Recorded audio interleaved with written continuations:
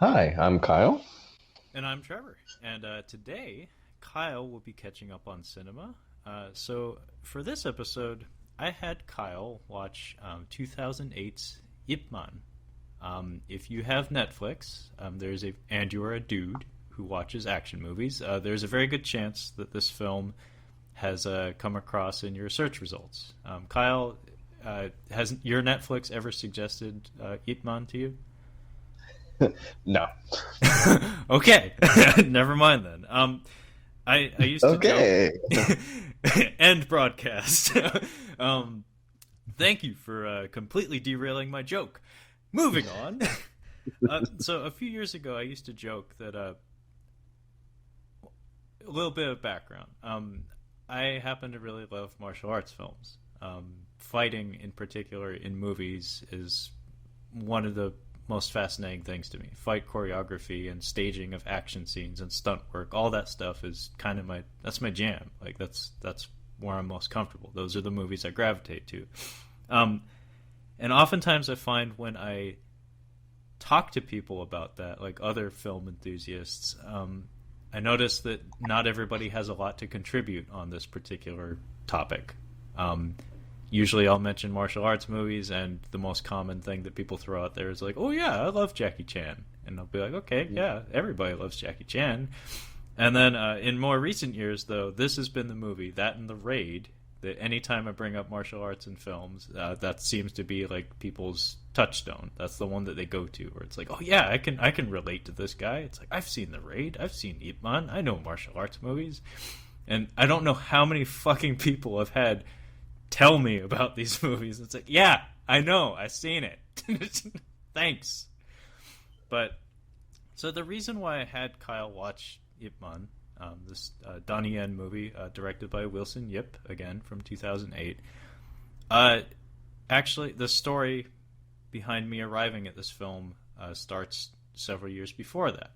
So Wilson Yip, he's a Hong Kong film director. He made a film called Biozombie that my brother made me and my mom watch a long time ago, and it's this goofy like screwball uh, zombie movie in a shopping mall that it's like equal parts like Romero's Dawn of the Dead, little sprinkling of Dead Alive, but with none of the budget or the ambition, but all of the heart, and it was a lot of fun, and that was the first Wilson Yip movie I watched, but in 2004, there was a movie called SPL, Sat Po Lang. Apparently it's the name of like three astrological signs in Chinese folklore. Um, it's like a cops and robbers story, but with a heavy dose of modern day martial arts thrown in. And it starred Donnie Yen, and it was directed by Wilson Yip. And that kind of got the ball rolling for me developing an interest in Hong Kong cinema in the 2000s. I kind of dabbled in it, like with John Woo movies and Choi Hark movies and things like that. But I kind of lost interest after a while, and it wasn't until 2004 when this SPL movie came out that I got re-energized. And this also was like the kickoff point where Donnie Yen and Wilson Yip started like a multi-film collaboration. Donnie Yen became like his Robert De Niro or his Leonardo DiCaprio. He was starring or headlining like all of his movies for several years in a row. So flash forward 4 years later, and we get Ip Man, and I watched every one of their subsequent collaborations. And so by the time this one came along and I saw the trailers for it, which were fucking spectacular, by the way, I was just geared up and ready to go. And I feel like Ip Man has kind of become like the go-to like gateway martial arts film in the late 2000s, early 2010s era. But enough from me. Kyle, tell me a little something about how you felt about watching this movie.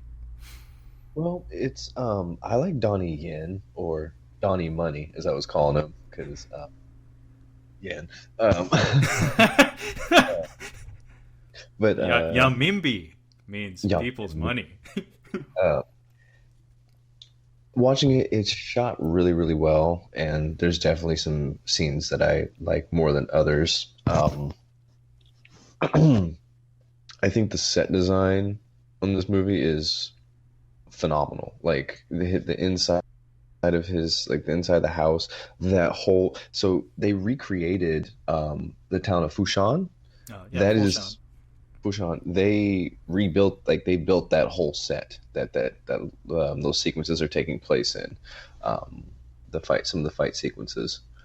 When I looked at it initially, I'm like, okay, they spent a lot of time on this. And then I actually looked at the IMDb and they like, yeah, they built that set. I really like that, and it's shot really, really well.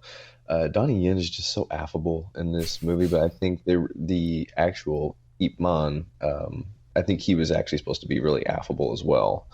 Um, but I'm not quite sure. I read up on him, and then I found out who he was, which we can wait to get to. Yeah, Uh, it's what kind of makes him. everything is explained at the end of the film for all the people who maybe didn't know going in. But This it's funny. thing. It's funny you say Donnie Yen is affable Mhm, because, as I said, Ip Man is kind of like it's like the reference film that like it's like the gateway drug for martial arts films of its era, which is now basically.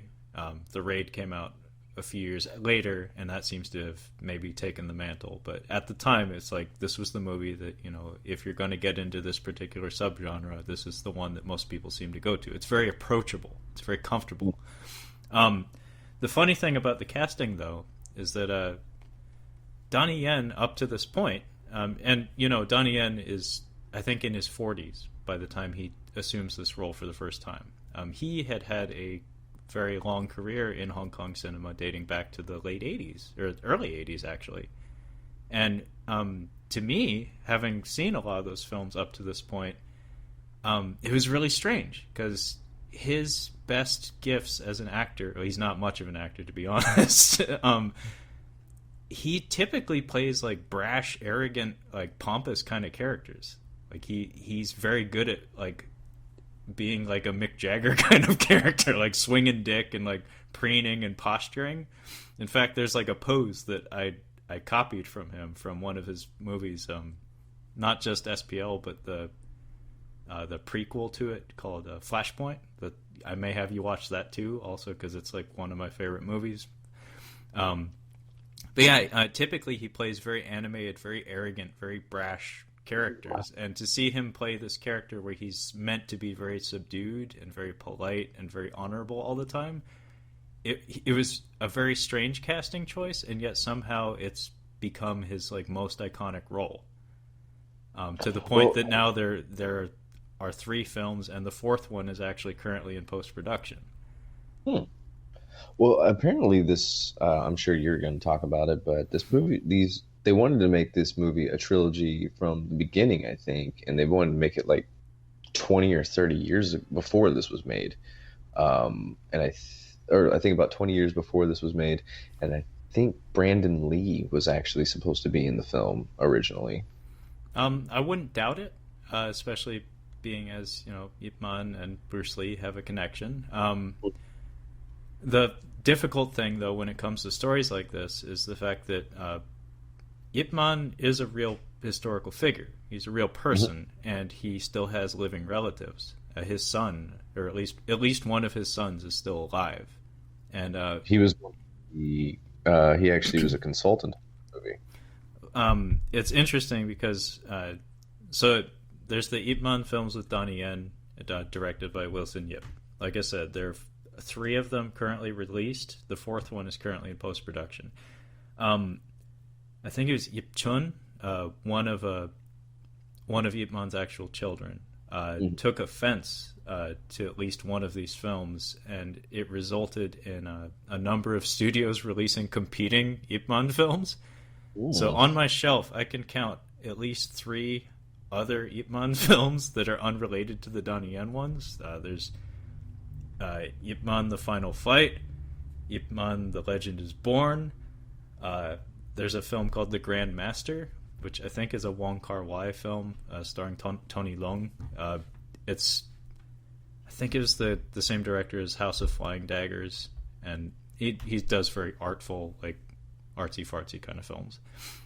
Point is, there's like an entire genre of Ip Man films, and The Legend is Born, in fact, had Ip Chun in it. And supposedly the film was produced like with his blessing. However, that film is complete garbage.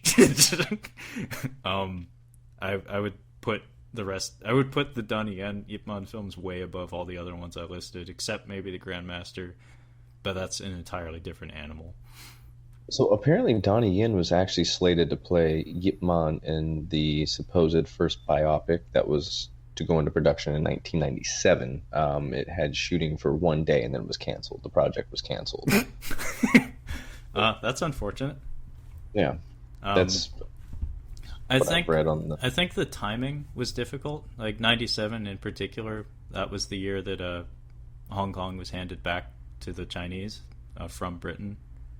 It was handed back to Jackie Chan. It was handed back. Yeah, Juntao was the reason it took as long as it did. It was Juntao stealing all the antiquities. I can't do. I can't.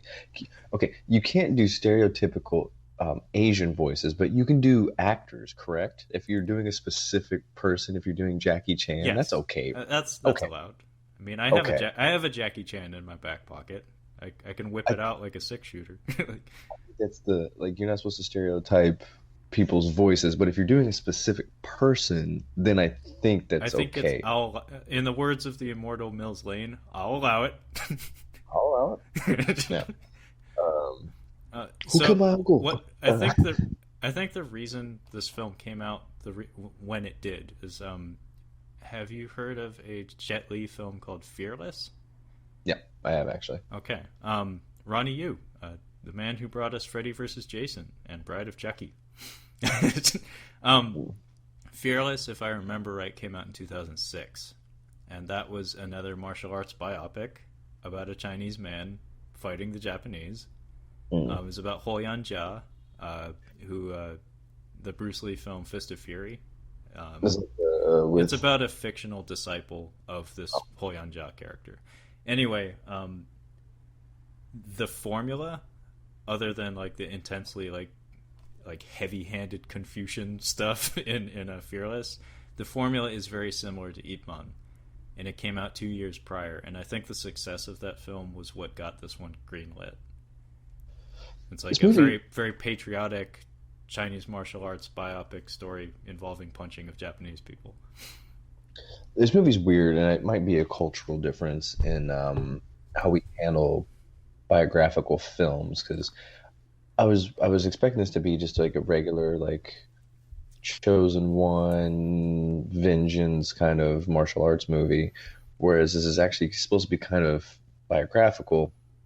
But the way that American cinema tries to tackle a biography, basically, it's very much different because this actually has very little to do with his actual story. Oh no, most of it's falsified. Like most of it's complete horseshit. There are aspects like he was a cop.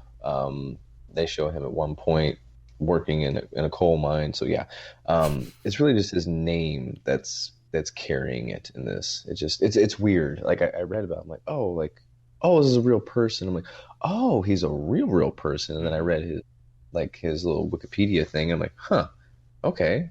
There's a little bit in here that's about him, but not really much.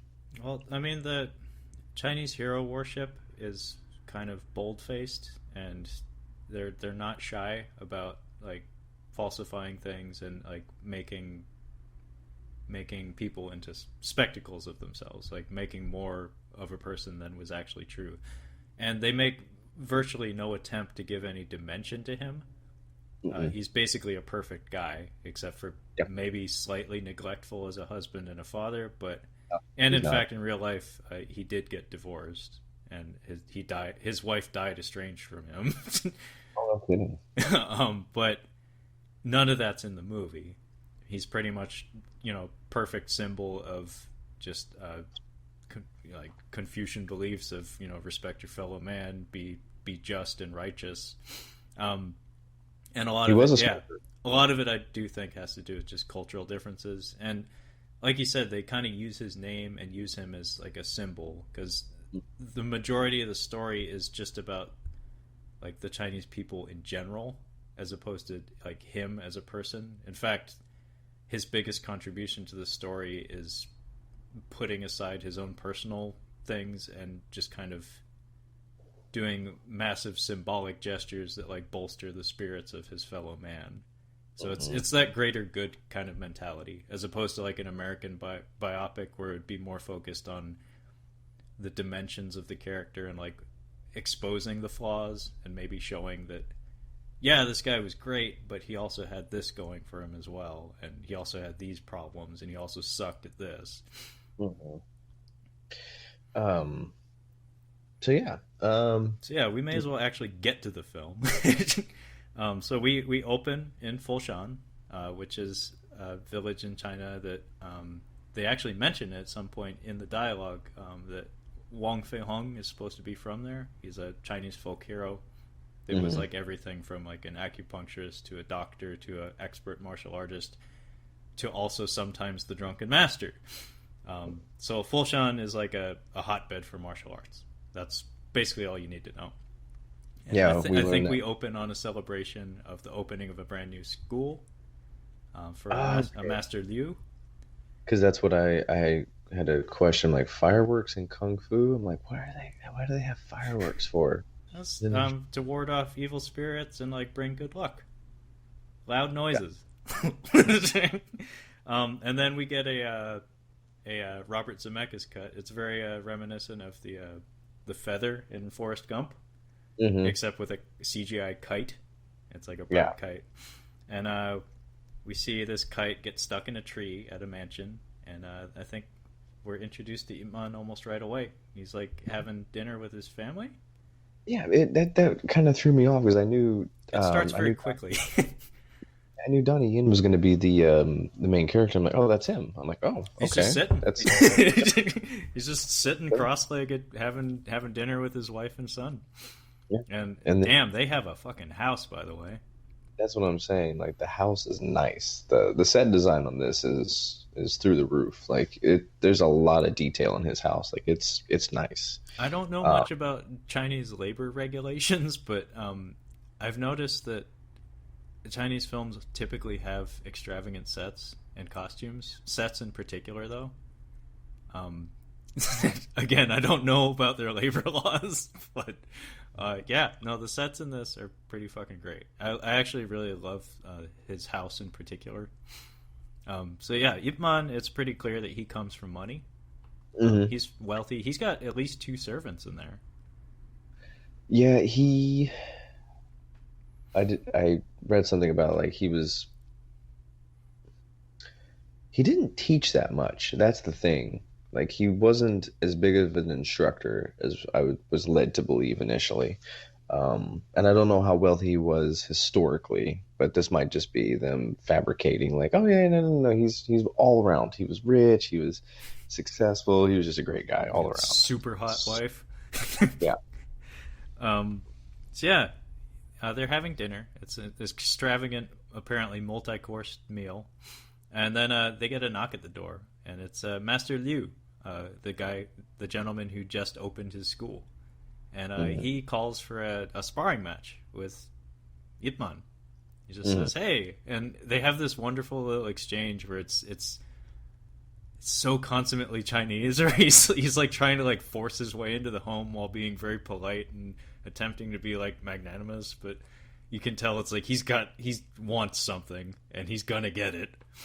Um, so Ip Man like grudgingly, well, he doesn't like show it outwardly, but you can tell he's like, I don't want to deal with you right now.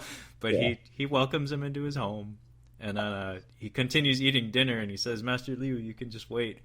And then they have this funny moment where Liu's just like watching them eat, and Ip Man looks over his shoulder and he's like, you can come on, man, like just join us. And they all eat dinner together, and then they enjoy a fucking smoke right after dinner. So they have some dessert. They enjoy a nice smoke, and then they have themselves a little sparring match. Yeah, just sparring, just messing around, and I'm not sure why he wanted to do it, but Ip Man clearly is the superior master, and it's being watched by some little shitheel. Oh God, I hate this kid. I hate He's this really kid so much. I thought he kind of looked like Liu Kang's brother. If he was a little bit older, like that's what his that and like a actor grew up. foot taller Hmm. with immaculate makeup. But he's like he sees them fighting, and he runs back to all of his friends talking shit, like, "Oh my gosh, Eat Mom beat the shit out of this other master," and fucking Tattletale basically goes around and tells the master, like, "Hey man, they're saying that Eatmon just like knocked the shit out of you," and he's like, "Who the fuck? What?" Yeah, And he spits his tea. yeah, He's like, "What the fuck?" Well, like, that's what's funny is after Ip Man humbles Master Liu, um, it's a pretty interesting like choreographed scene because they're completely pulling their punches. Like mm, it's a friendly match. I mean, mhm, there is some intensity in their movements, but Ip Man is not striking him full force. He's more just he's even in my subtitled version. He even uses the phrase like touche, like I scored a hit on you. So mhm, it's play fighting. It's just yeah, going through the motions. But he completely humbles Liu, and you can see it on Master Liu's face that he's just like completely emotionally wrecked. And he even says before he leaves, like, "You aren't going to tell anyone about this, right?" And yeah. you can tell it. Ip Man isn't going to because he's a good guy. He wouldn't ruin this guy's reputation. Well, apparently Eatmon, historically, he went to fight a guy like this, except he was much younger. He was very young, and he went and fought one of these guys that's supposed to be like a master, and the dude beat the shit out of him. And then he came back, and then he beat the shit out of him again, or something like that. So like he lost to this guy two times, and like he just left quietly, and like didn't. He was humbled. It was a humbling experience for him, and he was like, I don't want to practice anymore. I don't want to do any of this shit. But he got back into it because I guess the guy was like, "Oh yeah, you were great. Just you weren't as good as me," basically. Um, and I think that was kind of what the scene was supposed to be. Was that the guy's good, but he's just nowhere near Eatmon. But this guy's much much older, so I don't. I just think the inspiration might have been from that story. Could be. That's a neat point. But what's interesting about this scene is it demonstrates a couple of character points where it shows that Ip Man is a considerate fella, that he Hmm. understands that it's important to this person's reputation that this not get out. He even is resistant to the idea of having the sparring match to begin with, and it introduces this theme of pride and saving face. That's a very Hmm. important thing. In fact, it comes up a little later in the film. But even the circumstances of the sparring match, Ip Man shuts the door behind them, and if not for the kid watching, nobody would have known this happened. No.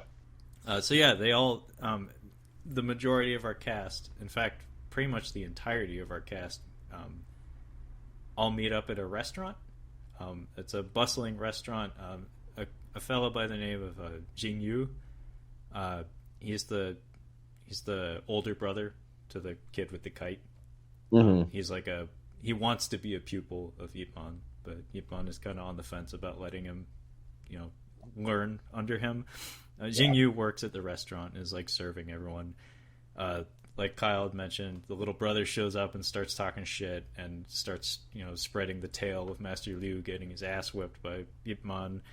And then in a back room, we're introduced to Simon Yam, dressed very nicely in a suit with glasses, and he's always fucking around with some balm or moisturizer. He has interesting hands. I've always noticed that about Simon Yam. But he and Ipman at this restaurant have a little discussion, and you can tell that they're very close friends. Simon Yam is there basically to ask for a loan for a clothing factory, and Hmm. Ipman's kind of on the fence about whether he wants to give him the money or not. But just from the way they speak with each other and the way they share reverence for each other, you can tell they're very old friends of some sort. I think at this point, Jing Yu pulls the pants down to the little brother, Oh and then the little brother leaves the film for like an hour. And I wish he had yeah. left for the rest of the film. I thought he was done. If you get pantsed in front of all those people, like that's it. Like you're done. Yeah. So this starts a commotion, and then we get introduced to, I think personally, the most interesting character in the whole movie. Um, his name is Lee. He played by Lam Ka Tung. Uh, we're introduced to him. He's I think, a constable or a cop, basically. Oh, okay. So there's a big commotion at the restaurant because the two brothers yelling at each other. One of them gets pantsed in front of everyone, and Lee walks up and says, "Cut the shit." And you can tell he's maybe either jealous or just tired of all the martial artists in the town starting shit. Probably. Because Yeah. I'm sure that a town whose like economy is based on martial arts teaching is bound to have a lot of issues. Like I'm. Um, so yeah, Lee steps in and he starts waving a pistol around like a revolver, and if I remember right, Yip Man grabs the gun and ejects the chamber. So this is yeah. I want to bring that up. Steph was talking about that. She's like, he wouldn't be able to do that. I'm like, I thought about it for a second. I'm like, I think this is a something that happens in Chinese films because Jet Li does it in Lethal Weapon 4. He takes the guy's gun off. Yeah. Jackie Chan does it in Rush Hour. He's able to like just like disassemble the guy's gun with one hand. Maybe there's just a thing in Chinese culture, or at least with making these movies. They're like, no, no, no, guns are a joke. Like, I think what it is, countries, particularly China, nations or cultures that have ancient martial arts teachings, mhm. the martial arts are very protected. They're held in very high esteem. It's like Thai boxing. How like Thai boxers in Thailand are celebrated as almost like living gods. Like Mhm. they have inflated records because they're spoon fed lousy competition sometimes just to inflate their records because we're not here to see a contest, we're here to see a great person do their art. And Mhm. it's kind of the same concept with Chinese martial arts in particular, where it's like these practices have existed for like thousands of years, Mhm. and now we have MMA, Yeah. and now it's understood that to a practical mindset, it's understood that these forms that we teach people, these concepts that we teach people from thousands of years ago, are maybe not as effective as they once were. Mhm. However, um, like the basis of like Chinese kung fu is it's not meant to evolve. It's meant to stay static. Mhm. So I think things like this are meant to assert like the strength of these ancient practices in a world that is maybe not as willing to do that, to play along. And I Mhm. notice a lot of my friends that maybe don't have as much background with like Asian cinema and like martial arts films in particular are kind of big to roll their eyes at martial arts movies because it all comes across as so phony. Because I mean, the choreography is typically spectacular and stuff, but in terms of practicality, if you've ever seen what real fighting looks like, it doesn't look like that, Mhm. and you're missing the point. It's a massive cultural difference that I think that's why it's there, is to just to assert that yes, there is still a place for this, Mhm. even though it's antiquated. Gotcha. So yeah, Ip Man disarms Lee, kind of humiliates him a little bit, but again, immediately stoops down and picks up the bullets himself and hands them back to Lee, while saying that it's like we're energetic people, we get riled up sometimes. I'm sorry, and then they all enjoy a meal together. Lee gets some premium seating. Everything's cool. Um, I think right after this is when we get introduced to um, a theme that's revisited more in the sequels, I think, than in this movie. So right after this scene is when Yip Man goes home, and Jing Yu follows him because he wants to take some lessons from Yip Man now that he knows that he humbled Master Liu, Mhm. the new guy in town. And during all this, like Yip Man's wife and his son are all, like sitting with Simon Yam, and the son is like drawing, and she's like, "Hey, you should take a look at your son's drawing," and Ip Man's like too busy. He's like, "Fuck Yeah. it, I'm doing my martial arts." I mean, he's not rude about it. He's just No. obviously caught up in things.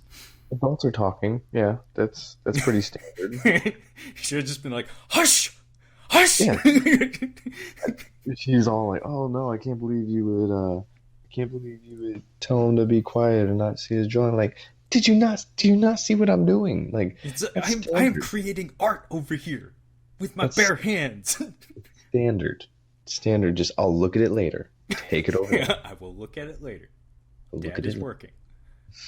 It's like, I had a long day. I just want to come home and watch the game. I just Jesus want Christ. to watch the game, babe. Nag, nag, nag. But yeah, she calls him out on it, and she's like, "Hey, like all you guys do is talk about fighting and fight. Like, cut it out." So, in the morning though, like I guess he tries to make it up to them, but more interesting thing that happens, and again, one of my other favorite characters in the movie is the following day. Fan Su Wong enters the film. He is the northerner. Character's name is Jin San Jiao. I really love him. Like, I don't know how you felt about him, but he was great. Well, I just wasn't sure what because I knew what was gonna happen going into this movie because it's. I read the plot description. And it's like Japan's going to invade China. I'm like, oh, okay. So, Well, yeah, we begin in 1935. It's pretty obvious what's around the corner. yeah, and I'm like, well, this is just arbitrary. Like, this isn't. I'm like, well, what's the point of the movie? Is it him fighting these people, or is it him coping with? Because I'm coming from the American standpoint of like, okay, so he's either going to be dealing with people around this time, and then it's going to kick in, and that's going to take a back seat, like, or it's going to be with him coping with living with Japanese soldiers and like maybe fighting them and stuff. I'm like, so I'm like, whatever this is, like, this doesn't matter. Like, this guy's inconsequential, and he still kind of is at the same, but he keeps coming back. It's a weird, like, it's a weird thread. He came back one too many times, but Mm-hmm. his participation in the first half of the film I really liked. But I'm noticing this in Asian cinema is that we keep trying to. I think the World of Kaneko. I think it's the first movie that I've seen that does it well with all these different stories, like all these different characters, and bringing them back. I think it does it really well in that movie. Whereas like Ichi the Killer, like there's there's too much, a little bit too much going on. What It was does that? get muddled, yeah. We just kind of add in. We're trying to follow too many people, and I felt that in this movie as well. I'm like, there's a little too much. Like, you're throwing too many people at Well, me. see, that's actually, I think, the secret brilliance of this film and the Ip Man series. Well, actually, Donnie Yen's entire career. I'll be blunt. Uh, I mentioned it before. Donnie Yen, I don't think, is that great of an actor. He never really has been. He's a martial artist first, actor second, big time. Is he so bad? Is that why Guillermo didn't? No, he's maybe on the same level as Scott Adkins, maybe a little better. But the main difference is Donnie Yen. He has trouble headlining a film. All of his best movies, where his name is, where he receives top billing, tend to be ensemble casts. Mm-hmm. He's that kind of tool. It's like he can headline your film, but his screen time has to be reserved for certain beats, not the entire film. Mm-hmm. And like a lot of the dramatic heavy lifting has to be relegated to other people. That's the best use of your Donnie Yen. The movie I mentioned before, also directed by Wilson Yip. Both movies I mentioned directed by the same guy, SPL and Flashpoint. Donnie Yen is top billed. However, in terms of screen time, he isn't in that much of those movies, and that's, I think, for the best. Like Flashpoint, he's the problem solver. He's the Vinnie Jones. It's pretty great actually, because the main character of that film is like think like Leonardo DiCaprio in The Departed. He's playing that kind of role, and he's like in emotional anguish all the time. and you feel for him. But when shit has to get done, then you have Donnie Yen, and he shows up when he needs to, and whenever the movie needs an action beat, he's there. And it's kind of the same with Ip Man, where it's like you have all these secondary characters to push the story along and like emphasize the greater themes of the story. And then you have Donnie Yen, who shows up for the action scenes as like the instrument to move things along. Okay. Oh, before I forget, I mentioned Scott Adkins. It's worth mentioning he is going to be squaring off opposite Donnie Yen in Ip Man 4. It's kind of a dream come true for someone like me. I'm sure you couldn't give two shits, but for me, that's like, holy shit! Something I never would have thought would have happened. Well, he doesn't like Eat Man. Like, how many are there? I'm like, there's a fourth, and I saw Scott Adkins. I'm like, of course, Scott Adkins is going to do it. So yeah, Jin Chanjiao, I think that's how it's pronounced. Fan Siu Wong. Have you ever heard of the film the Story of Ricky or Ricky O? Mm-mm. Oh, I might make you watch that. It's a Chinese like gore film, but set in a prison and involving martial arts. It's based on a Japanese comic, a manga. So that'll give you an idea of what kind of gore is in the movie. So like head explosions, intestines ripped out, things like that. But in the 80s and cheap. Okay. So, yeah, it's enjoyable. It's a ton of fun. It's stupid as fuck, but it's fun. But Fan Siu Wong played the lead in that, and he was like super jacked back then. This was like in the late 80s or early 90s. And then I never saw him again. And then he showed up in Ip Man in 2008, and I was like, whoa, Ricky-O. And I thought he gave a great showing.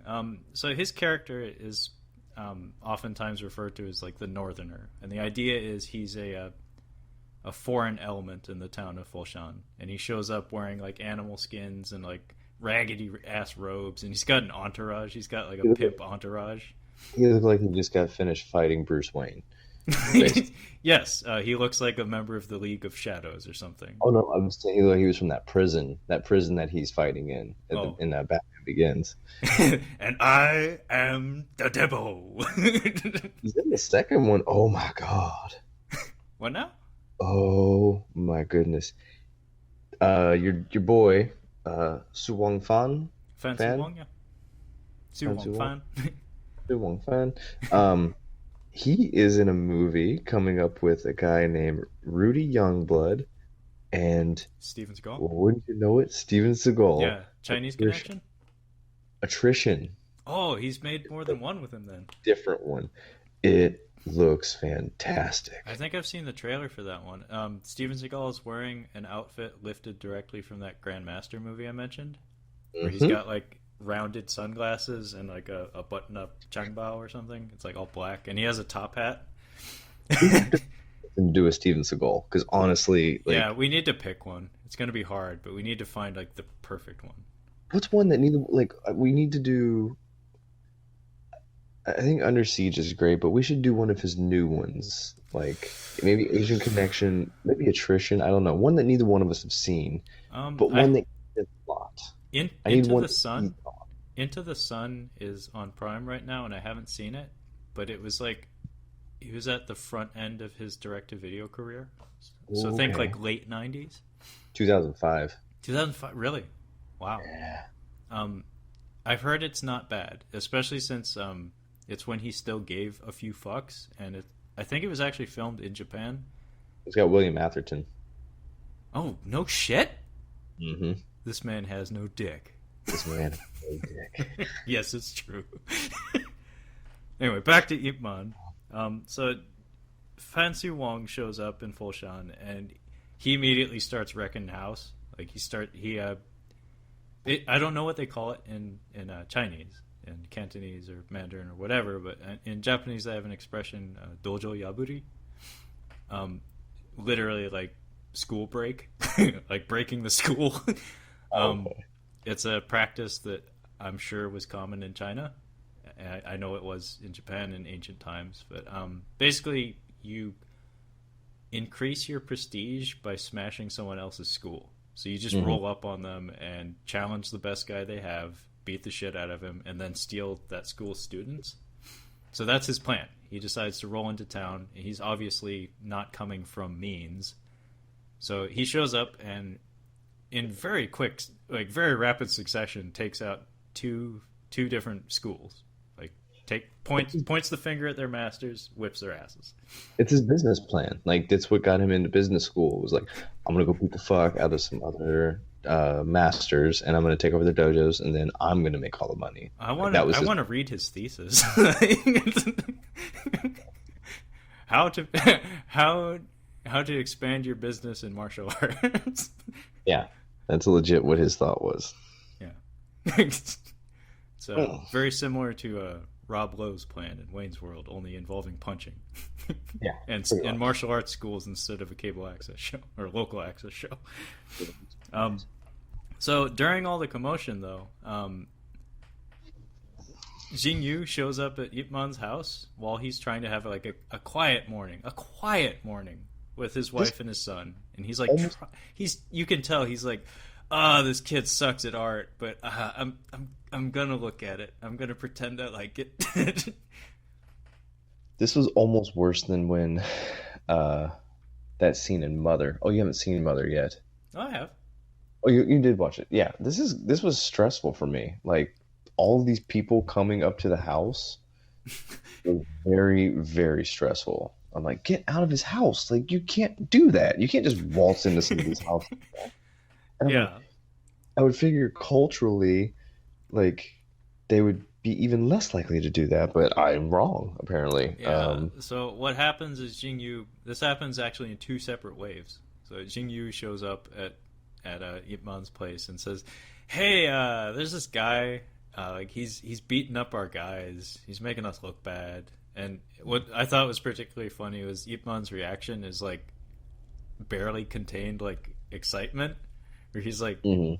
he's that tough, huh? But he's like, Yeah.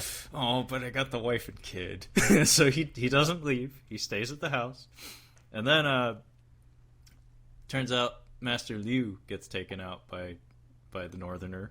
So now Mhm. like all the major teachers in the village square have been taken out, and Fancy Wong is like I think enjoying some noodles with his entourage, and they're like talking about how yeah we're gonna be the most badass martial artists in this town. We're gonna make so much money, and then this old guy's like, you guys haven't Uncle, even beaten the best. I called him Uncle Noodle Maker. Yeah, Uncle Noodle Maker's like, dude, you beat the punk, like you beat the pipsqueaks, like these guys are bitches, like you didn't beat the best. And he's just like, he takes one more half bite of noodle, and he's like, all right, let's go. Yeah, I love And it. One word. He's just like, let's go. He's like, go. uh, yeah, so they end up just walking into, they just kick the Yeah, gate down. basically the entire fucking town shows up at Ip Man's mansion. I'm not missing that. I would too. Yeah, I know. Like, if I just saw some random guy show up in town, beat a bunch of people up, and then say I'm gonna beat up the guy, of course I'm gonna show up. Yeah, And absolutely. there's like no TV. So, I mean, I think they only had radio, so it's like, if that. It So would it's be either you like, can watch the guy playing the fucking stringed instrument on the street corner, or you can go watch the fucking fight of the century it would be, at a mansion, no less, with servants. it'd be like me telling you, like, look, I'm gonna go try to tackle the Dominican Sue, who's a giant NFL player. Like, I'm gonna go tackle him. And I'm gonna tackle him real good. And you're like, oh, I'm gonna watch this. Well, yeah, it's like what's the equivalent of a cell phone camera in 1935? That's what you have. We're gonna walk Oh, over oh to. you bring like a fast sketch artist. I want. This was one of my favorite scenes in the movie. I'd like to talk through this one. Oh, absolutely. Thank you, Jimmy. So, uh, they go in and Eatmon. He couldn't be any nicer. And if you look at a picture of him, like the actual guy, he does look sincerely like he was a nice guy. Hmm. Like he seemed like he was a genuinely friendly guy. And he's just like, I don't want to fight you. Like the guy comes in, he's like, you're the best. Fuck you. I want to fight you. Let's do it now. And Ipman is like, I can't do it in here. There's not enough space. My wife doesn't want me to. And it is true. The martial art that he practices. What is this? What is he practice? Wing Chun. Is actually developed by two women. Mm-hmm. I read the little story behind it. So he's using that as like, oh, I heard you're a master of this. Women came up with that, and he he says something about his wife. He's like, you let your wife talk like that, or something like that. And he's like, just shut up, dude. All right. His wife does not take it very well. She's like, don't break anything, which I Oh thought yeah, was. no, I love her reaction because she's actually the one who incites the fight. Like she's Mm, the one who allows it. She actually speaks for Ip Man, says, "Hey, buddy, my husband's gonna kick your ass." And yeah, then as she's turning around to leave the room, she looks at Ip Man. She says, "Don't break my stuff." don't break them. Also, And by the way, this actress, I forget her name, but she there's a thing in Chinese cinema where they cast actors or actresses based on their looks sometimes. mhm. She is, I think, a mainland person. She's dubbed in all of these movies, so her voice is different in every movie. Um, anyway, it's important to note that she has a couple of inches of height on him, and like when she commands the room pretty well. And when she tells Well, him not to break her stuff, she means it. um, And yeah, it's funny actually. The way I summed up this little exchange was Fancy Wong clubber Lang's Yip into fighting. So if you've ever seen Rocky 3, it's basically the same thing, where Clubber Lang coerces Rocky into fighting him. just talking, yeah, just talking shit. You want to talk some shit? Um, so yeah, they end up going at it. The cops come up finally, and they like move most of the crowd Hmm. out of the place so that these guys can go Yeah, at it. it's a closed doors fight, just like Mhm. with Master Liu. And they go at it. You get some wire work, some tasteful wire work.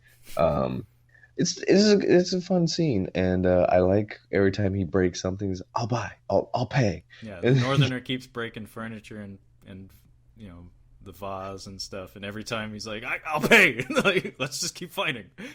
I kind of liked that about his character was that he was like, yeah, he was talking some shit, but he was still like respecting his rules. He's like, I'll pay for it. It's fine. Like, I just want to fight you. Mhm. I don't think he ever did. Uh, I didn't see him I pay don't for think it. he did. Um, but yeah, they go at it, and surprisingly, I I was like, okay, so maybe he's gonna be beaten here, and he has to The Rocky 3 format. montage his way into coming back, but this isn't America. That's not how they're doing the movie. So he ends up besting him almost perfectly, if I had to put it in a Yeah, certain way. yeah. The Um, Northerner doesn't land a single clean hit on him. no, there's only two hits on Donnie Yen's character in this whole movie, and Basically, yeah. no, there actually And is. they I both looked at. happen at the end in the Mhm. last scene. Um, but yes, he ends up fighting with a sword, and he's got the bamboo feather thing. Yeah, Any scene with that thing is pretty funny because feather duster.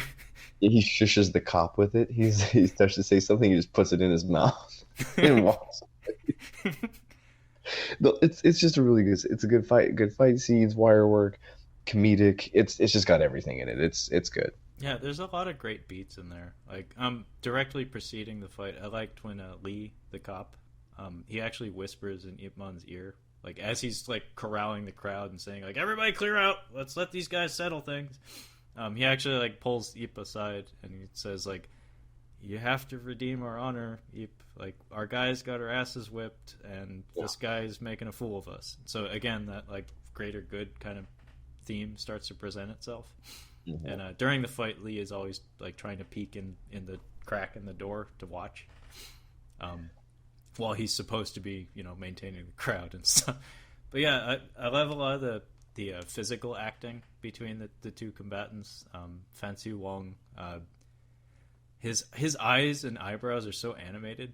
Like he's got Mhm. those bug eyes, and he's allowed to be a lot more flashy than most of the other characters in the movie. Like he's louder and more brash, so it makes for an interesting dynamic because everyone else is mostly subdued, but he's very loud and very braggadocious.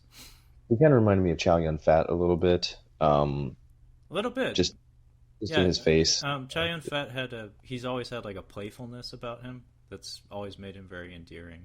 Um, but I love when there's that beat where some furniture gets broken, and then there's a pause in the fight where Yip Man's son comes out from behind the corner on a little tricycle, and he says, "Hey, Mom says like all of our stuff's gonna be broken if you don't start fighting for real." And Yip Man has this trademark move that I think he does in all the movies. He rolls up his sleeves in a particular fashion. Pretty much anytime he does that, you know the other person's about to get fucked. And sure enough, that's what happens. He goes from being purely defensive to going on the offensive. And with one swift head kick and a few punches in between, Fan Wong goes down. And the way he takes this fall, like his arm is just like splayed out on a chair that's beside him. And it just looks nasty. But I love that like his entourage starts to pick him up, and you see his eyes pop open. So he like was passed out for a second, and you can tell there's like surprise where he's like, the fuck just happened? And sure enough, right after that's when he brings out the sword and starts to do some dirty pool. And I do like where he has the sword in the hand and he switches hands. Yeah. Kind of slow. It's a funny scene. Like I think it's a really good scene. It's fun. It's a very fun scene, and there's something to be mentioned about the choreography in this movie. It was done by Sammo Hung. You've probably seen him. Martial Law, the TV series. Have you seen the Jackie Chan movie Mr. Nice Guy? Okay, so Sammo Hung is a rotund fella. He went to Chinese opera school with Jackie Chan. He was like his like big brother figure there. So they were called like the Three Musketeers basically. It was Jackie Chan, Sammo Hung, and Yuen Biao. Jackie Chan obviously became the most famous person in the world. Sammo Hung though was like the big brother who always has always has that little thing over him. Sammo Hung is like one of the foremost choreographers in Hong Kong cinema, and he has a deep, like, profound respect for individual Chinese martial arts and the differences between them. And part of what made the style in this film very distinct was that Wing Chun is not a martial art you see in film very often, and it has a different look and a different feel and different principles. Kung Fu usually you think of like acrobatics and like spinning kicks and lots of flashy forms and arm gestures and stuff. Wing Chun is very linear, and basically it doesn't have too many kicks that come above the waistline. And it also has like grappling techniques that are typically foreign to like Kung Fu and things like that. Anyway, it's maybe not as apparent for someone who isn't as experienced watching these movies, but the stylistic difference between Ip Man and all the other martial artists in the film, there is an aesthetic difference between his movements and that of the other people. And it especially shows with like the Japanese martial artists. But the point I'm trying to make here, that I'm trying to arrive at, is that the energy of the fight sequences in the first half of this film are very different from the second half. Because there's like a playful quality to the first half. Basically, any fight scene involving other like two Chinese people fighting is radically different from like a Chinese person fighting a Japanese person, and even the color palette of the film becomes much harsher in the second half. Well, this scene is a fight. Like there's contact being exchanged and people are getting knocked out, but the violence isn't as apparent. Well, this is also before Japan invades. Exactly. So after this fight, I think that's pretty much what happens next. It's like two scenes later. Yeah. Basically, we get a scene following the Northerners' defeat where he leaves ashamed, and we get a really neat line from Ip Man where when he has the Northerner at his mercy, Fan Wong says to him, like, your Southern style has defeated my Northern Kung Fu. That classic, like, Shaw Brothers bullshit. And Ip Man actually just, like, stares him straight down and says, North or South, doesn't matter, the problem is you. And I thought that was very poignant. He's like, your Southern style beat my Northern style. He's like, it's not about style, is what he says. He's like, you're the problem here, not style. Yeah. And I thought that was really neat. But yeah, we get a cute scene where Ip Man is doing his best Rocky Balboa impression, walking through the market, and people are like handing him gifts and stuff. But the things that he's carrying through the market are a vase and a new feather duster. Like Mhm. basically, he's replacing all the shit that got smashed. Pretty And then much, yeah. Simon Yam and like basically the whole town shows up at his mansion, like wanting him to teach them. And then we tilt up to a shot of the sky, and all the color gets washed out, and we get a few lines of text, a very badly CGI'd biplane, and yeah, the Japanese show up in Yeah. 1947, and they So I wasn't they occupy Foshan and most of China. so I wasn't sure how far the movie was going to go at this point. So I had to look up a little bit about Mao, um, Oh, Mao Zedong. that's native, Um, but yeah. yeah, I wasn't sure. I wasn't sure how far this was going. I'm like, I kind of need to know because this was still like when China was still dealing with ancestralism, Oh yeah. and that's Oh yeah. that Mao definitely he did away with the whole thing. That's before the Um, Great Leap Forward. yeah, the Great Leap Forward and the Cultural Revolution. I every time I just needed I needed to know if that's where it was going to pick up after Japanese occupation. I wasn't sure how far this was going to go into his life, um, Oh, because that would have been culturally significant for Mao to come into play in this movie. Like things were going to change. So but I won't get into it, but I just forget every time I read about Mao. I'm like, holy crap, the shit he did. My well, goodness. there's a reason why that shit doesn't get committed to film. Mm, I know. Yeah. Chinese government's very sensitive about things like that, and if they're going to talk about it, they're going to make sure they talk about the right parts of it, if you know what I mean. Um, but yeah, so at this point, I don't have a whole lot of notes because this is kind of I know what part of the movie this is, um, but it's a little different than most movies. This is usually like the learning and the montage time, but this is Well, both of those elements are in here, there's but oh, there's but very subdued. Like it's dialed back quite a bit. well, I was surprised that this movie didn't focus on, like I said, Japanese and Chinese relations during a Oh, war. mm, they mm. It- there It's are no relations. It's like it's very black and white. There is no because relating to be done here. So the Japanese occupy Foshan. It's mentioned that Ip Man's home, his mansion, is confiscated and is actually used as Japanese military HQ in Foshan, which fucking sucks. yeah. Um, we're shown him and his family, so his wife and his son. They live in a bombed out building of some sort, Russia basically, Yeah. um, and everybody's starving. It's a shit situation for everyone, and we see some scenes of them living through their hard times. Like I said, the color palette during the second half of the film is mostly gray. All the Hmm. colors, just all the life is drained from it for the most part, and it's effective. As is the soundtrack, which I must mention. It's done by I, ironically enough, Japanese composer Kenji Kawai. Like, despite all the anti-Japanese sentiment in the film, Japanese composer for mhm. the entire series. He's a fantastic composer. I I mentioned it on the Catching Up on Blu-ray recording that we just did. Mamoru Oshii, he's a mostly does anime. Mm. Kenji Kawai is like his guy. Like he composes everything he does basically, and he's like This movie was hard. top tier. This movie was hard to watch because there was English subtitle or English caption or like ADR, sorry, dubbing. Um, so I'm like, no, I'm not doing that. I'm gonna watch it in the original Mandarin or Cantonese, whatever it Cantonese, yeah, was, Cantonese, yeah. and it was still dubbed. And I'm like, okay, and I couldn't hear the music. Like I had this thing turned up almost all the way up, and I couldn't hear anything. Wow, So that's a yeah, shame.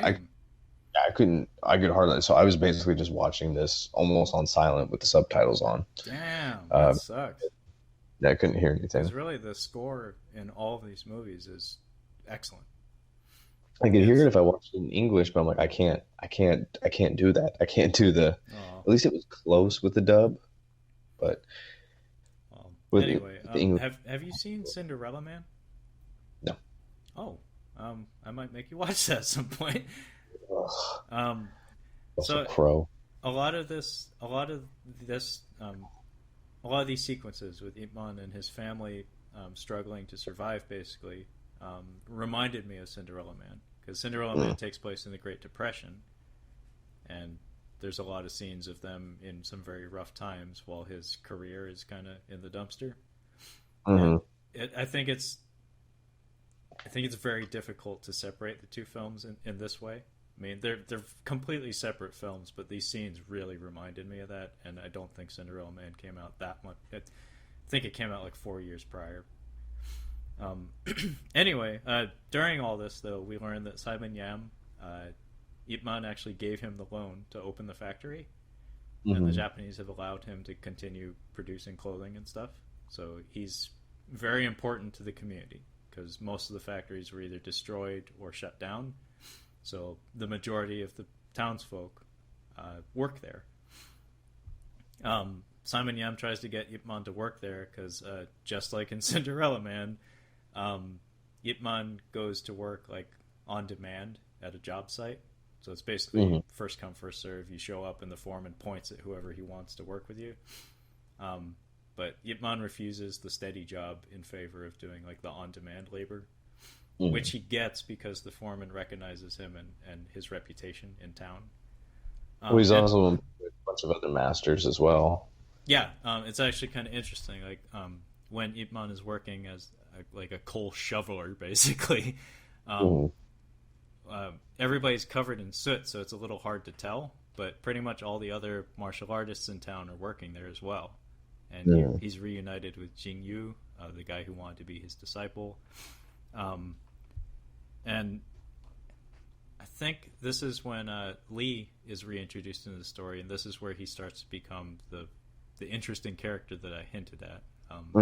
So Lee, the former cop, rolls up in some jeeps with Sato, Colonel Sato, Japanese military, and they're there to recruit martial artists to spar with the Japanese soldiers. And Jing Yu, being the young, rambunctious fella he is, says, "Sign me up." And Ip Man's like, I don't know. This seems a little suspect." They offer him rice. That's the other thing. Yes, They're starving. they offer them rations of rice for their participation, Yeah, they're doing physical labor, so they're like, yeah, you can just come fight for some rice. and Okay. everyone's starving. So Yeah. it's a very attractive offer. There's a nice line that Ip Man says. His son asks him. He's like, "Dad, why don't you practice anymore?" And he says, "Well, because practicing makes me hungry, and we don't have enough food for me to do it, basically." And I just, oh, man, that's just it. That line kind of because I'm an exerciser, you're an exerciser, and like that's something that when I think about like shit hitting the fan, and we're like, dude, there's famine, like we don't have enough food. And I'm like I might even be able to exercise that often. Like I'm just gonna be just so worried about getting food, and I'm like, man, that's true. That's really what does happen. Well, it's a beautiful instance of like sugarcoating like the weight of the world for hmm your child. There's that movie Life is Beautiful, the Italian movie. hmm That's the entire premise of the story. It's like Yeah. um, fascism has taken over Italy and most of Europe, in fact, and this father has to like go to a prison camp with his son and pretend that everything's going to be all right. Isn't that what Pan's Labyrinth is kind Yeah, of like as except well? that's Spanish. I haven't seen it yet. Yeah, I've but been Spanish fascism, same difference. But yeah, same concept, kind of, except for it's a girl um, doing that for herself, kind of like shielding herself from the harshness of the world. And it's a really good line that Iman says. I like that because it's like it's a legit question and I need to answer it, but I don't want to crush my son's spirit. It's like times are fucking tough. But Ah, so Jing Yu, uh, before he leaves, mentions that he lost a box. Like, he has an iron box that he lost somewhere at the job site. And he goes off in the jeeps with Lee, who, like I said, is now an interpreter for the Japanese, and Colonel Sato.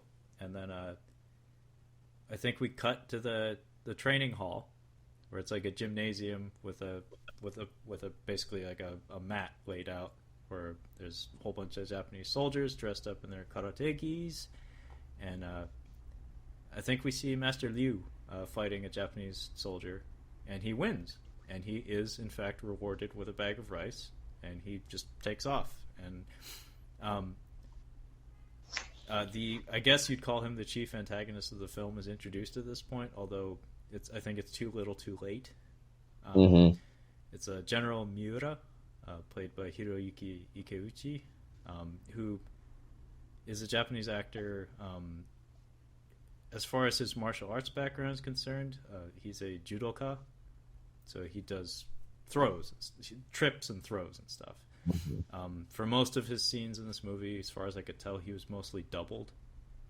So pretty much anything involving like aerial work or like spinning kicks and stuff, I think, was a stuntman. And it actually, I think, hurts the choreography of his scenes, because everything is shot very tight. It's like one or two movements, and it's framed much more tightly than everything else in the film, and it hurts the fluidity a little bit. Anyway, Master Liu leaves, and we see that this General Miura character, who Sato is deferring to, because General, is observing all the fights and decides to step onto the mat himself. Right when Jinyu shows up, and the other two masters who the Northerner had defeated earlier in the film. So Miura takes on the three of them, and pretty much in one hit knocks them all on their asses. And Jinyu, being a complete fucking idiot, keeps on getting up, and he gets the piss beaten out of him and starts spitting up blood and stuff. And the other two masters are just laying on the mat, like, in defeat. Like, they've just kind of resigned themselves to, like, yeah, we lost, we'll go home, everything will be fine. But Jinyu keeps getting up, and they tell him stay down. And what'd you think of like the editing and like the choreography when Jinyu's getting killed? It's pretty brutal. Like, you can feel it. At this point, I'm just like, okay, this is the most brutal part, and this is going to be the motivation. Like, I had to figure out, like, what's going to happen next. I'm like, he's going to get killed, and that's going to piss off Ip Man, basically. But yeah, I think it was pretty good. What does does he break a leg here? No. Ip Man breaks the leg. I'm sorry. Oh, yeah. Ip Man breaks the leg. He breaks many things. But yeah, Jinyu is... It's funny, like, the thing that stood out to me, he basically gets brutalized, but and he finally goes down from like a kick like to the collarbone, basically. He goes flying backwards, but the way he lands, he's like yanked back on wires in slow motion, and he does like an aerial splits. It just leaves his legs hanging out like that, and it just looks like he crushes his package when he hits the ground.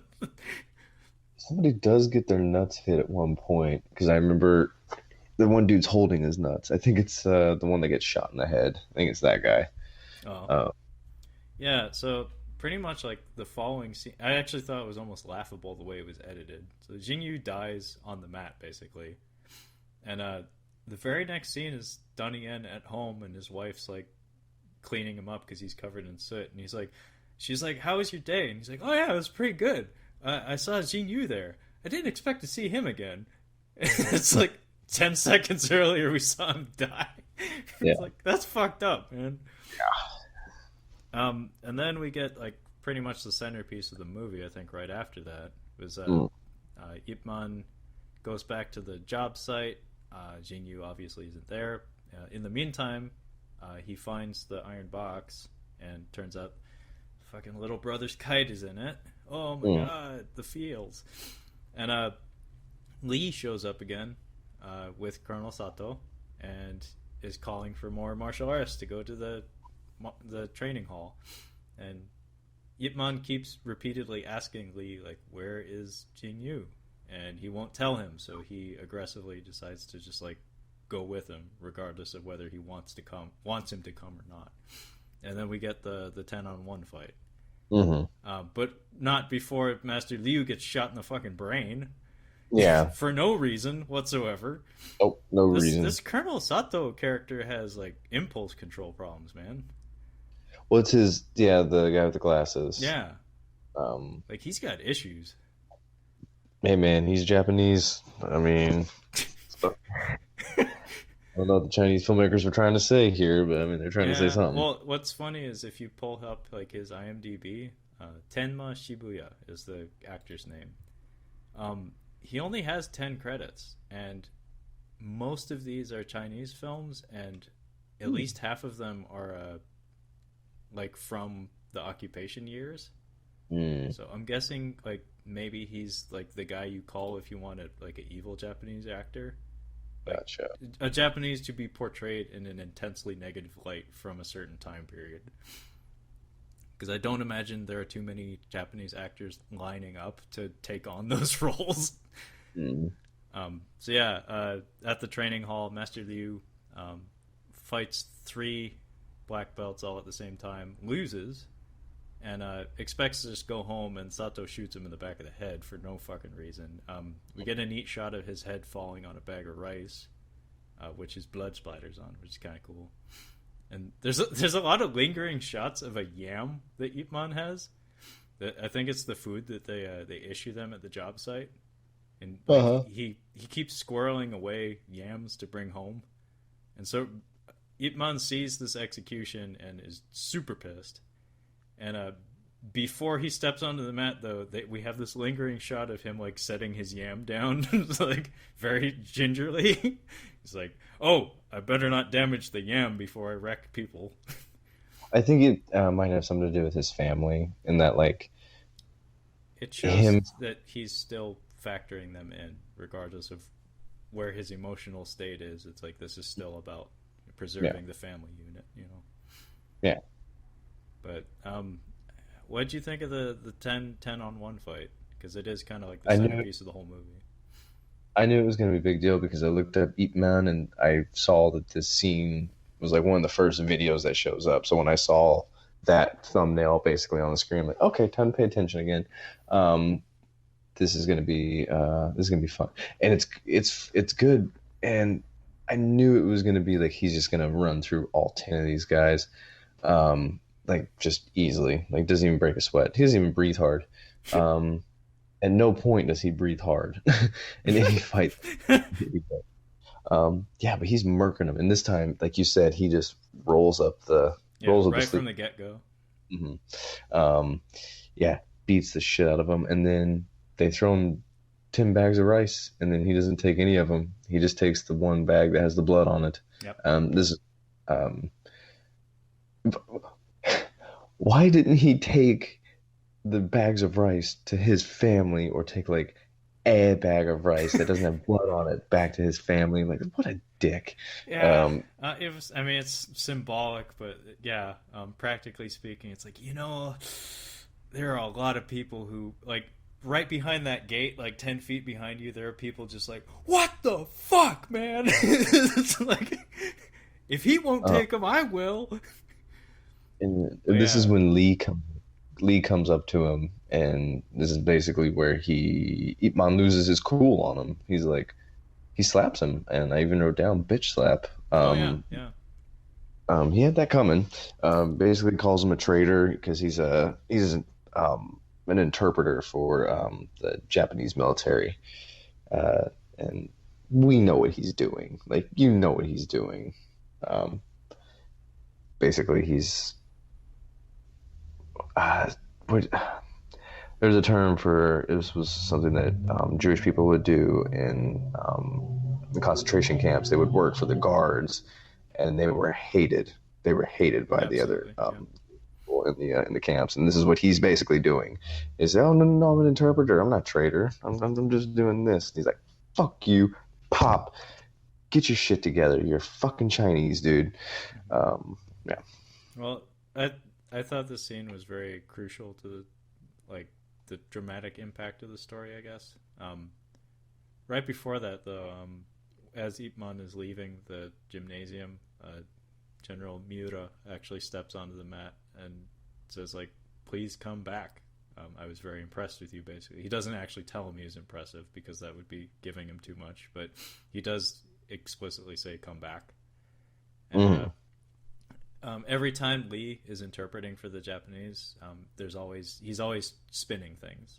You know, Yeah, he's always spinning things. sugar coating things for the Japanese and like being brutally honest with the Chinese. So when Miura asks what Ip Man's name is, Ip Man turns around and just says, "I'm just another Chinese," and we get a cool theme music sting as he leaves the room in silence, and Lee actually just says his name's Ip Man. It's like, to maintain that, like, oh, he's being polite. He's basically trying to help Ip Man. But yeah, this scene where the two of them, where Ip Man and Lee have their exchange, I thought it was very effective because you can tell, I mean, from the strength of Lee's performance that, like, he's conflicted.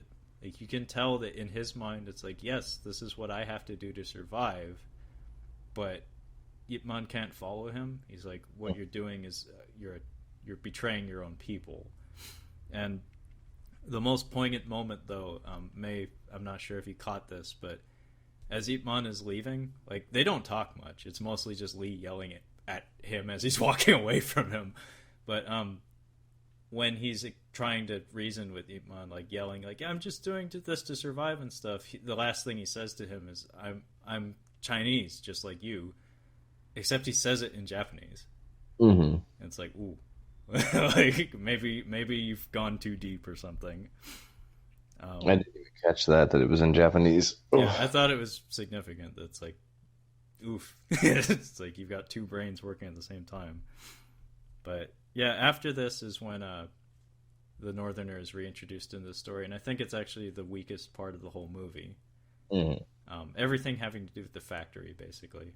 Yeah, it's neither there. The Northerner is reintroduced in the film, and he has the little brother, so Jing Yu's little brother, that little shit, in tow. So they've joined together with a group of bandits, and they hijack a truck that they ride back to the factory, and they make some demands for money that the factory doesn't have. So they say, we'll be back! And then we get that montage that you had mentioned, that you had expected more of, I guess. What happens is Ip Man, after having beaten the shit out of 10 Japanese and essentially getting nothing for his troubles, hits like an epiphany where it's like, man, I'm good at punching people, but ultimately that isn't accomplishing much in the long run. So he talks with Simon Yam, the factory owner, and and they come to an agreement that's like, maybe we can work together. I can teach the factory workers martial arts, and they'll, get some confidence and be able to defend themselves from these bandits who are threatening to come back. In between all this, we get some scattered scenes of, I think, the Japanese basically trying to convince Ip Man to fight General Miura, or at least come back to the gym. Because the end goal here is they want Ip Man to train the troops. They want Ip Man to teach the Chinese martial arts. I think this is when Sato shows up at Ip Man's home. Do you remember this scene? No. Basically what happens is Colonel Sato shows up and he's pointing a gun, like, playfully at Ip Man's son, who doesn't realize that this is a live gun. And Ip Man beats the crap out of him, as well as a couple other troops. And in between all this, Lee, like, when Sato is unconscious, squirrels Ip Man away and hides him in his own home. Oh, that's why they come to the factory looking for him. Okay, yeah. That makes sense. Okay. Yeah, and so in between all this, I like the scene where Lee has Ip Man in his home, because like Lee's family is there. I think it's his mom at least. And throughout this whole movie, Lee's face is just bashed in. Like by the Hmm. end of the movie, his face is just a mess of bruises and scar tissue because he's Yes. getting it from both ends. Like Ip Man's slapping him, Colonel Sato's beating the shit out of him like every other scene, and he never seems to clean up. Like I think he just like refuses to wash his face or something. But yeah, then we get the factory fight scene that I thought was the most useless fight in the whole movie. Yeah, it was pretty stupid. There's Because just nobody. it's just mostly unremarkable. Like the only really significant thing is that the factory workers fight back, Yeah, but none of that's it's all. That's all the montage is him showing them how to fight, and then even after that, they don't fight well. They still get beat up. Like it doesn't matter. They just still get beat up, and this is where he fights the Northerner again. Is yeah when they're yeah with a laundry pole. yeah. um, it's it's a cleverly choreographed scene. It's not executed as well as pretty much anything else in the movie. Um, the one thing that was kind of neat here though is the Northerner and him have an exchange before they start fighting. Basically, the Northerner explains to him that I showed up at Fulshan starving and poor, and the entire reason I came here was to prevent that. And so basically, he's justifying himself. He's saying that the reason I'm a bandit now is because I just never want to be hungry again. Whereas Hmm. Ip Man, came from means and is only in these circumstances recently. Whereas this guy's like, I came from a totally different part of the country, chasing a dream, and just not wanting to be hungry anymore. So Hmm. like Japanese occupation aside, it's like you kicked me out of town last time I was here. It's not going to happen again. So it adds some dimension to the character that easily could have just been like a throwaway, just like action beat character. Yeah. But long story short,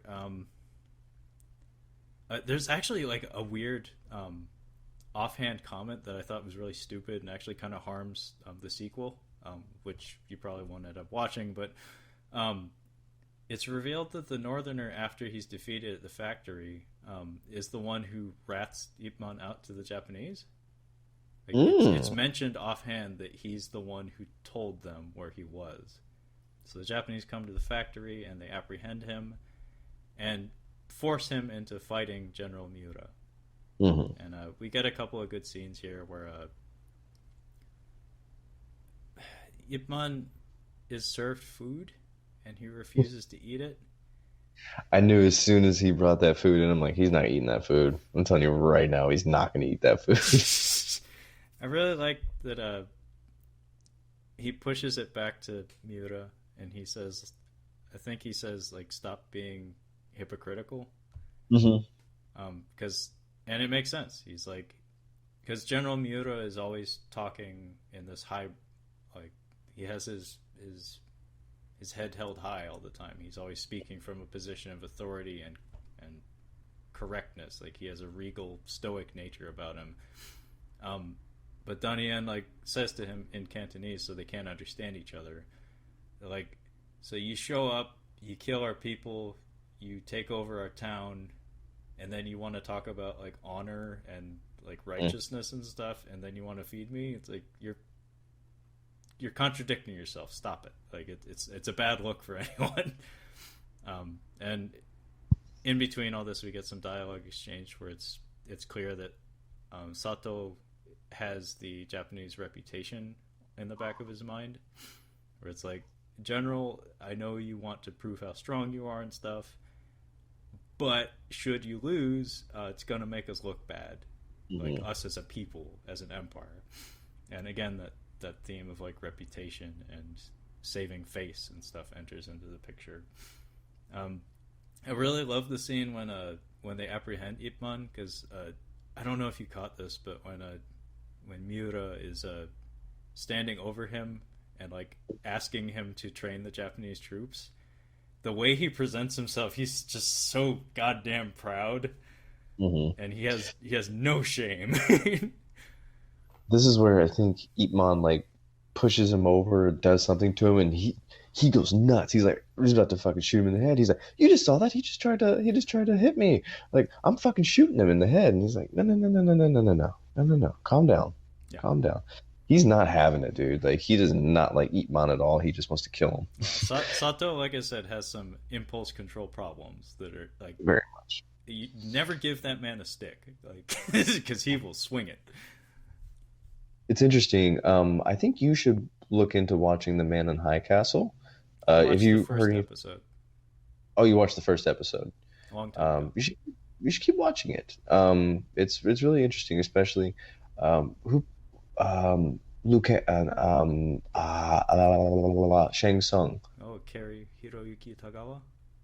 Yeah, he's a main character in this show, and I think you would like the Japanese thread of the show. I think it's all really interesting. I've But heard very good things. Man, I have a weird relationship when it comes to that particular era of Japanese history.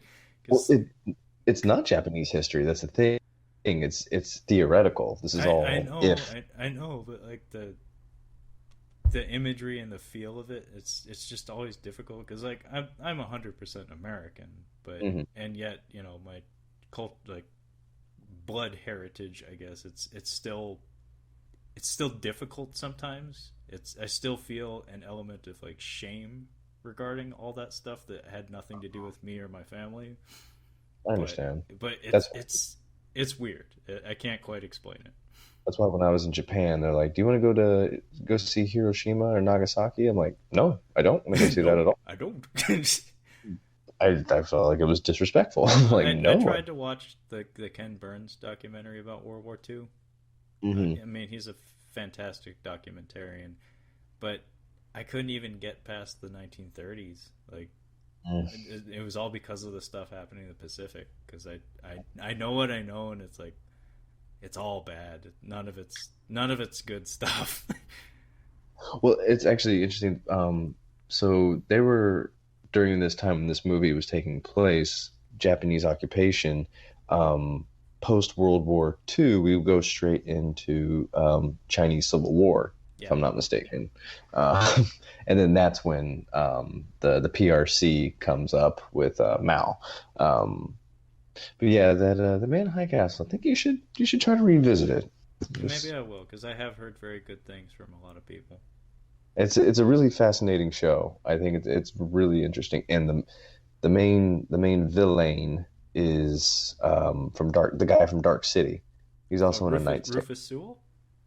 He is really good in this show. I like him. Um, He's got he might good evil face. he might be the best character in the whole show. But I also like Shang Tsung. But anyway, um, Johnny Tsunami's grandpa from the Disney Channel movie.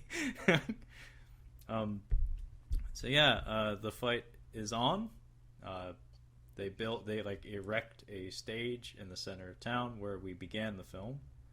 I Um, appreciate that because they really spent a lot of time erecting this town square. Like this was really good, and I like all the signs. Like it's neat because when you're going down like the street, you can see all the signs like you would in like modern day Hong Kong or something like that, just like clustered and congested. And it was just kind of neat to see how they recreated it. I wanted to see pictures from that time too to see how much of it looks similar. it's actually But I like one of the bigger pluses in the Donnie Yen and Wilson Yip Yip Man movies. Uh, the production values, like the set design and the music and the costuming and stuff. Mhm. Um, the other Ip Man movies are noticeably cheaper and have less attention to detail. But Ip Man 2 moves the story to Hong Kong, and again, the presentation of the city is a highlight. It's really neat. well, I don't, as much as this was originally thought of to be a this was only supposed to be a one and done. It felt like with the ending. I think it was. I really think it wasn't intended to be a series. This Um, thing won like this thing won a lot of awards and a lot. It had a lot of nominations too. no, A nomination. I think it's a very a nominations, Nomination. De- depacketated a nominations. Um, Uh, It's. I mean, I hold it in very high regard as a very approachable martial arts film. Like the most of the storytelling is very elemental. It crosses language and culture boundaries, where it's just like anybody can watch this and understand why the characters feel the way they do. Anybody can watch it and appreciate the martial arts. It has a wide like universal appeal. This Which final fight scene, I was surprised at how short it was, to be honest with you. Me too. I think everyone. It's very anticlimactic in that way. Hmm. I think part of it may have had to do with the actor not being the type of martial artist that they needed to do this kind of choreography. I mean, there's only so many shots you can do behind the back, and even the editing is very tight. He's not that great, honestly. Like he's not scary at all. I mean, his he's supposed to be kind of intimidating. Like I don't find him intimidating at all.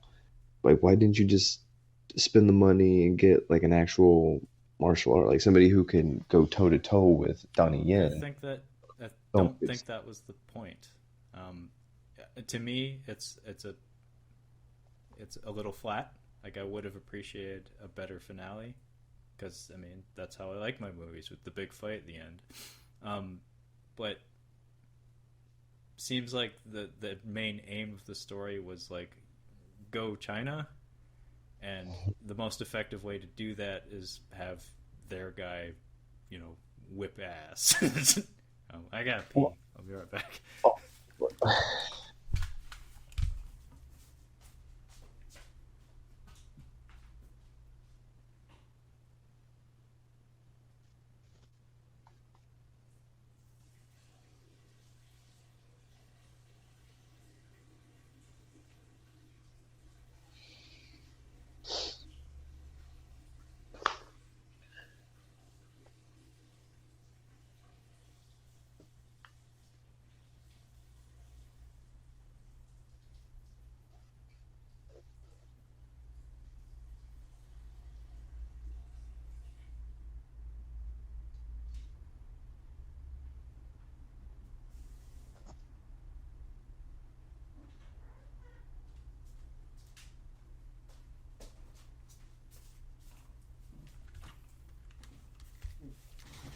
Sorry, you were saying?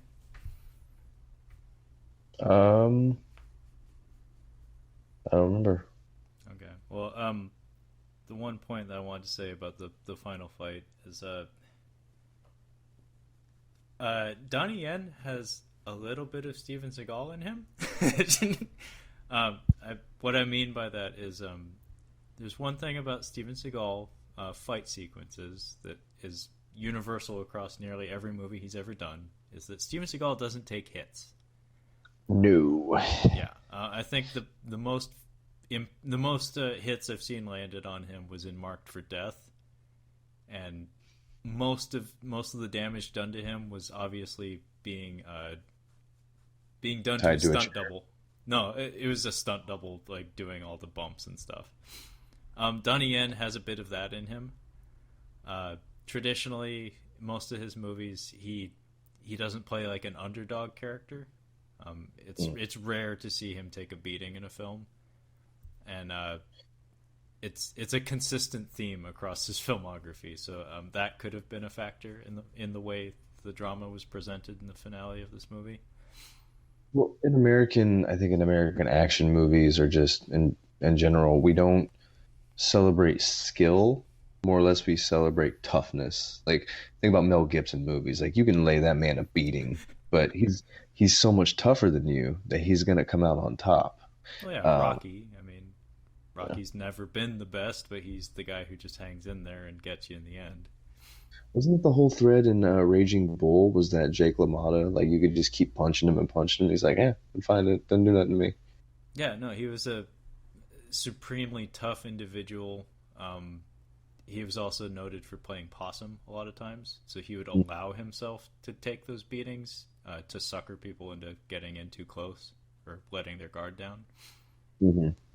But yeah, a lot of times, yeah, it's kind of a theme in American cinema in particular. We don't have skills. We just have, yeah, we may not be good at it, but you're not going to beat us at it. Well, yeah, I Yeah. mean the line from Raging Bull is "You never knocked me down, Ray. You never knocked me down. You never got me down." Um, but yeah, I think it's more of a Donnie Yen thing, to be honest. Because I mean, like, look at Jackie Chan. He gets off on playing a bit of a martyr at times too. Like He he gets hit though. yeah, Jackie Chan, like, he revels in it. Like he loves getting knocked around. He's very skillful, but also he's very tough. So that's why we loved him so much in America. Mhm. And then there's a Bruce Lee who was he typically didn't get knocked around too much in his movies, except in like the finale, and then like it would be like a first half, second half kind of affair where it's like Kareem Abdul-Jabbar has him for a bit in the first half, and then it's all Bruce, and then Chuck Norris has him a bit in the first half, and then it's all Bruce. Well, this is a perfect time to bring up the significance of Ip Man and Bruce Lee was that Bruce Lee was a pupil of Ip Man, and I read that there was a whole bunch more that were directly trained by him. I have no idea who any of them are. I've never heard of a single one of them. The only one I know, of course, is Bruce Lee, and they actually mentioned it at the end of the film. But that's kind of what I thought of with this movie. I was like, he's not taking any hits. He's not breaking a sweat. It doesn't even look like he's trying. And I'm thinking back to like Enter the Dragon. I'm like, that's kind of how Bruce Lee's character is. Like he just doesn't. He just takes on everybody easily. And I thought maybe that was kind of keeping into that thread. Like Bruce Lee was so good, so Ip Man was so much better. Like you couldn't do anything to him. Like that's how good he was. But that's what I registered that was. I didn't think it was a Donnie Yen thing, but then again, I don't know Donnie Yen that well.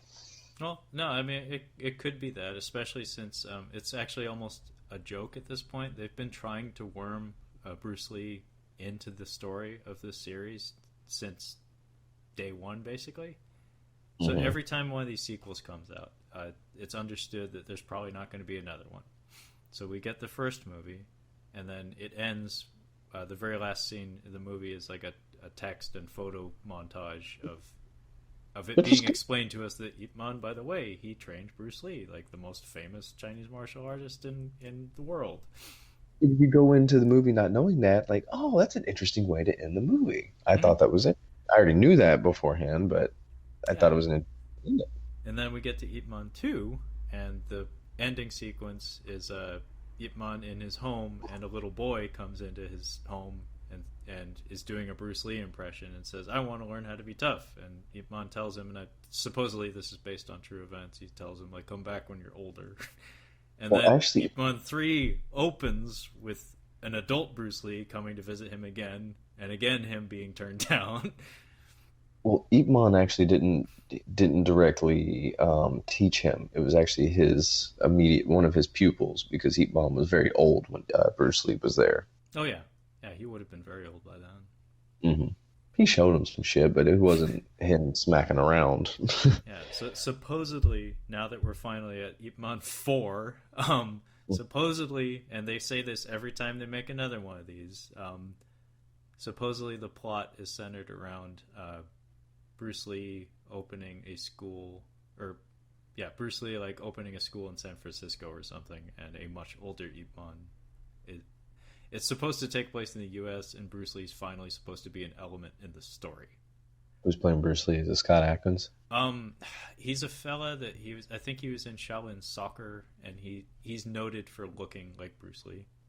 Okay, I saw Shaolin Soccer. I didn't watch that. He's the goalie from Shaolin Soccer. Okay, I forget his name, but he's noted for appearing like Bruce Lee, and gotcha. he was in Ip Man 3, and I guess he's confirmed to be in the fourth one.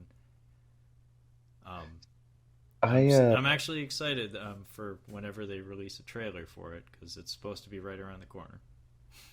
I tried watching the Bruce Lee story with Jason Scott Lee. Wilson Scott Lee. Dude, I just don't know about that. It's I don't not know how. very good, but it is stupid and fun. I just don't know about his. I'm like, I don't think he's capturing who Bruce Lee was personality wise. he doesn't look a thing like him. He doesn't look like him. Even China. He's got the swagger. Um, but yeah, he was an interesting choice. I'm obligated to love him though because he's from Hawaii. So I was gonna say, isn't he Hawaiian? yes, he is. So I have to love Yeah. him. Yeah, he was He's in Lilo and Stitch also, and Soldier. he's funny in Balls of Fury. He's in there. He's in Uh, Balls of Fury. it's I need to see that movie. it's a little like 2000s comedy gem. Like it kind of flew under the radar. It was pretty I funny. mean, Christopher Walken and Jason Scott Lee, and I'm sure And there's a lot of other people in there too. Diedrich, I can never say his name. Um, Terry Crews in it, of course he Yeah. was. Oh, Diedrich Bader. Diedrich Bader. He was Oswald on the Drew Carey show. it okay. Early 2000s, vaguely Asian themed. Is Kelly Hu in it? Um, I'm just Mag- curious. Maggie, Maggie, Maggie, Q? Maggie, Maggie Q? Maggie Q. Yep. Yep. Of course she'd be in there. Maggie Isn't Q it? had a moment. Yeah. It was the early 2000s, yeah. It was around the time she did Mission Impossible 3. That was like 2004. Mhm. Anyway, I guess that about sums up Yip Man. How did you Oh, feel about it? I liked the final fight. The fight sequences were fun, except for the factory thing. That could have just been they could have nixed that. It was interesting because it wasn't at all what I was expecting it to be. I was expecting either two different movies, and it was something completely different. Like I said, like I was anticipating things to happen, and they didn't. Um, yeah, not bad. Okay. Uh, Um, kind of it's interesting because I'm actually curious. Would you be interested in seeing the other films in the series? probably not. Okay. I Um, would rather go back and watch some older kung fu movies. There was actually in this, I was watching this, there was a Kung Pao Enter the Fist moment where she's tending to his wounds after he beats the shit out of those 10 kids. mhm. They look like children. I'm sorry. Oh The yeah, guys he was, I think they're really small because he's like 5'5", yeah, they're and he not, looked larger than them. they were children. They look like they were, um, but she's tending to his hands. And I don't remember if you remember, I don't know if you remember Kung Pao Enter the Fist, but she's like, washing his hand. She's like, "Does that hurt?" And she's like, "No." And so she squeezes like lemon juice on it, and he's like, "What about now?" And she's like, "No." And she's like, "Put salt and alcohol." He's like, "No, it doesn't hurt at all." And then she breaks a thermometer. Some mercury in there, and it just that scene just popped into. She's like, "What about now?" And he's just like, "You just broke a thermometer in my hand." But just her taking care of his hands after they were all busted was they just popped. No, I enjoyed Kung Pao. Like I thought it was no, fun. I want to go back and watch some older kung fu movies. Not so much modern day. I'd like to see some of the older stuff.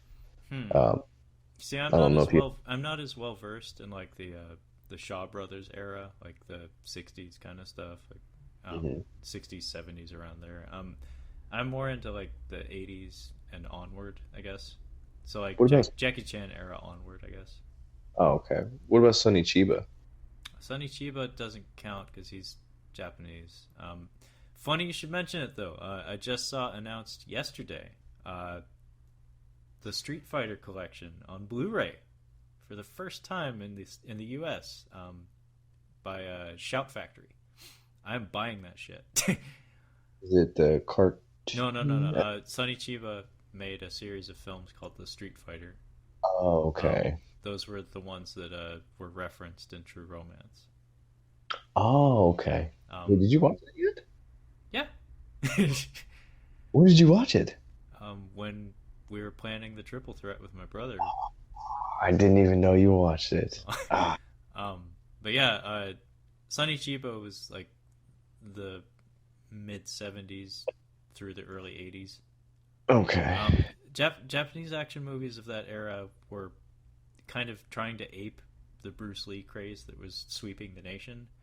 The Gotcha. main difference was they compensated for the lack of ability, like the on-screen martial arts ability, with just violence, violence Gotcha. and lewdness.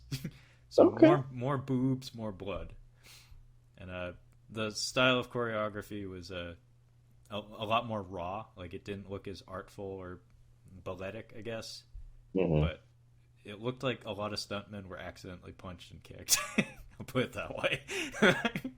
And probably not compensated for their troubles.